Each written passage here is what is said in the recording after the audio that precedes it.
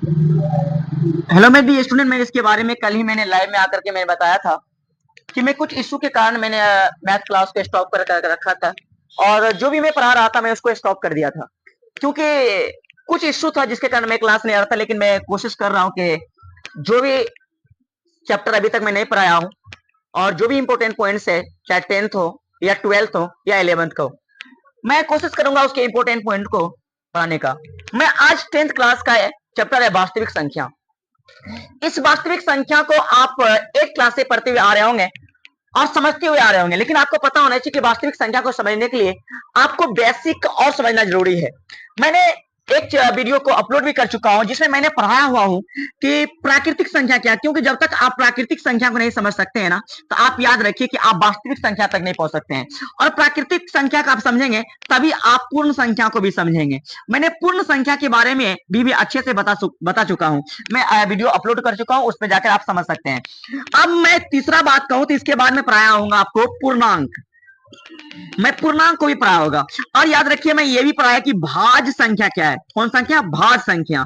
मैं भाज संख्या को भी अच्छी तरीके से मैं समझाया हुआ हूं और मैं 5th नंबर में अभाज्य संख्या को भी समझाया हुआ हूं। और ये बातें आपको कोई भी टीचर पढ़ाएगा तो आपको याद रखें कि ये सभी पॉइंट्स जो है बहुत इंपॉर्टेंट है। और एक बात याद रखो, ये दोनों से बनकर के तब बनता है क्या? वास्तविक संख्या। क्योंकि भाज्य संख्या और अभाज्य संख्या, ये सभी पॉइंट्स को आप अच्छी तरीके से अगर आप नहीं समझे ना, तो आपको मैं गारंटी के साथ कह सकता हूं कि आप वास्तविक संख्या नहीं समझ पाइएगा। और ये जितने मैंने लिखा हूं, प्राकृतिक संख्या, पूर्ण संख्या, पूर्णांक, भाज, अभाज्य, और एक बात और भी कह देता हूं, परमेय संख्या। 6 नंबर में आपको बताता हूं परमेय संख्या। परमेय संख्या। उसके बाद आपको बता देना चाहता हूं 7th नंबर में अपरमेय संख्या। अपरिमेय संख्या। ठीक है, ये परमेय संख्या और अपरमेय संख्या, इसको भी समझना क्या जरूरी है।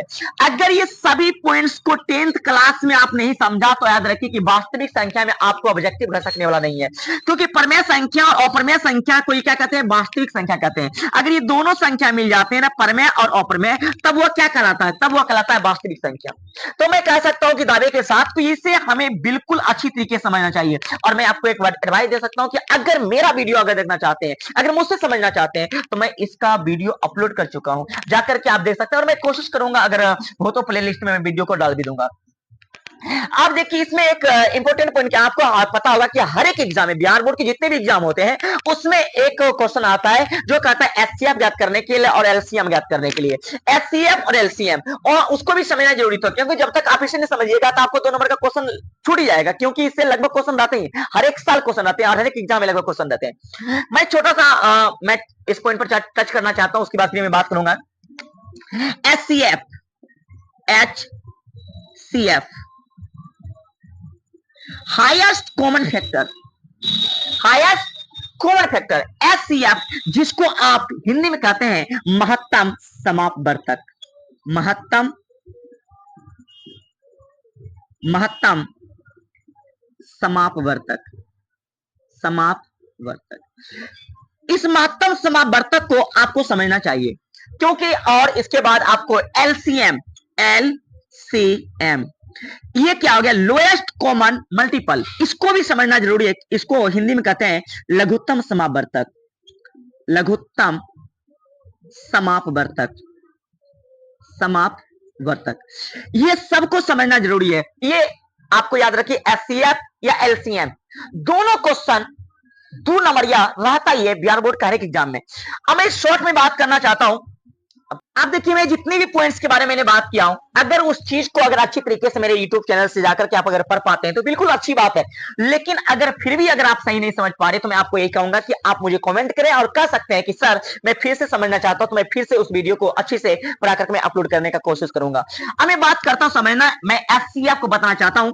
एचसीएफ, हाईएस्ट कॉमन फैक्टर, यानी महत्तम समापवर्तक। देखो बिल्कुल आसान है, कोई भारी भरकम सी नहीं है। अगर आप थोड़ा सा ध्यान देंगे तो आपको समझ में आ जाएगा। अब मैं सिंपल सा क्वेश्चन लेता हूं। जैसे मैं बात करता हूं कि अगर आपको क्वेश्चन दे दिया कि 72 है, कितना है? 72 है, और कहा कि 25 है। 72 25, छोटा को समझेंगे तो बड़ा आपको आसानी समझ में आ जाएगा। कहेगा कि 72 और 25 का एचसीएफ ज्ञात करिए, यानी महत्तम समावर्तक ज्ञात करिए। सबसे पहली बात आपको पता होना चाहिए कि इसमें बड़ा कौन है और छोटा कौन है। ये आपको नजर आ रहा होगा कि 72 बड़ा है और ये 25 क्या है, छोटा है। यानी इसको आप ऐसे लिख सकते हैं। यहां पर सबसे पहले आप हल लिखिए, मेरे मार्कर में पढ़ता नहीं, थोड़ा सा लग रहा है इंक कम है। अच्छा, तो क्या हुआ, आप क्या कर सकते हैं, आप सबसे पहले लिखिए 72, 72 लिख करके आप इसे ऐसे करके लिख सकते हैं। ये क्या हुआ, 72 इधर मुंह फैला हुआ, इसका मतलब 72 बड़ा है और 25 क्या है, छोटा है। उसके बाद क्या करिए कि 72 में भाग दीजिए, 72 भागा 25, 72 भागा 25।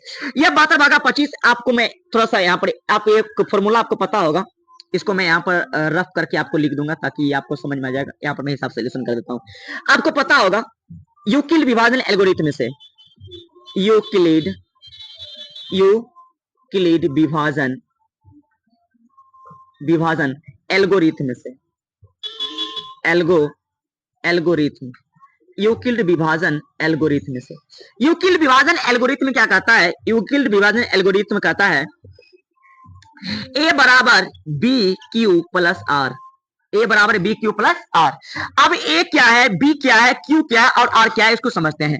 आप याद रखिए, जब आप क्या करते हैं, इस 72 को बीच में रखते हैं और ये 25 से जब भाग देते हैं, तो याद रखिए ये बीच वाला को हम ए कहते हैं, बीच वाला क्या कहते हैं, ए कहते हैं। और जिससे भाग देते हैं बाबू, उसको हम बी कहते हैं, जिससे भाग उसे क्या कहते हैं, बी कहते हैं। और जो बीच में उसे क्या कहते हैं, ए कहते हैं।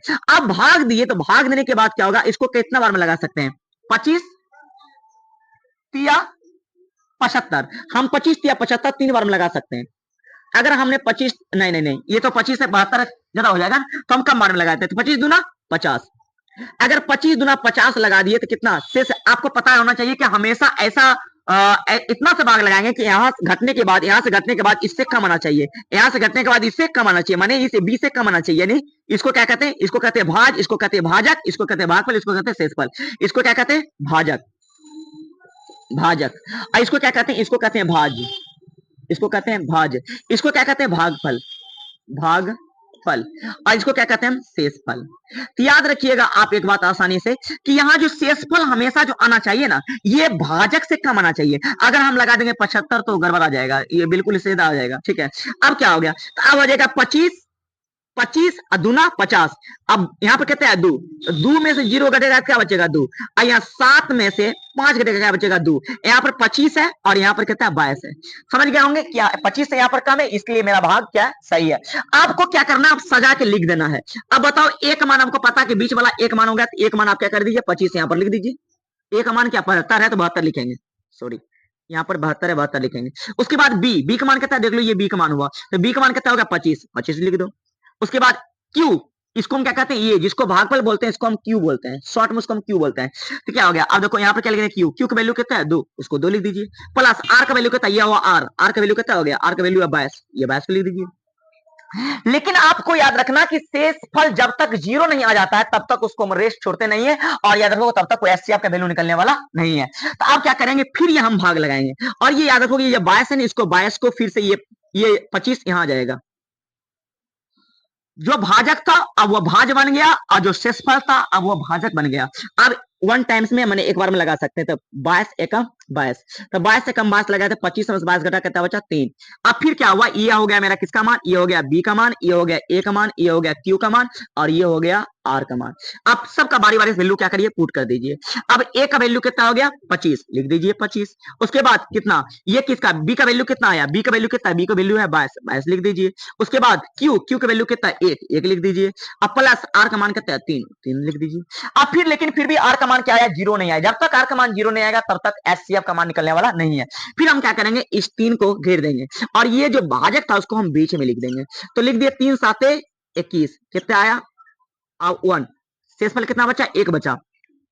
अब फिर क्या करेंगे, आपको पता होना चाहिए किसका मान हो गया, बी का, ये बीच वाला किसका मान हो गया, ए का, ये हो गया क्यू का, और ये हो गया आर का मान।